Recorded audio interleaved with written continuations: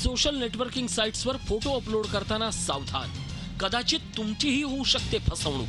प्रभावी माध्यम समजल्या जाणाऱ्या सोशल नेटवर्किंग साइट्सनी संस्कृतीच्या भिंती भेदून जगाला जवळ आणलं, पण यात सोशल साइट्सची दुसरी काळी बाजू देखील आहे।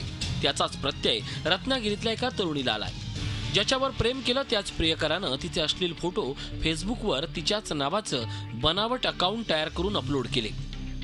सन 2012 पासून ते 2016च्या दरम्यान त्या मुलीवर वेगवेगळ्या ठिकाणी अत्याचार केलेले आहेत। त्याच्या पुढे जाऊन मे महिन्यात मुलाने फेसबुकवर मुलीच्या नावाने बनावट अकाउंट तयार केलं आणि त्या अकाउंटवर युवतीचे अश्लील फोटो आणि अश्लील मेसेज पाठवले। संबंधित मुलीनं 15 दिवसापूर्वी मुंबईत तक्रार दाखल केली होती।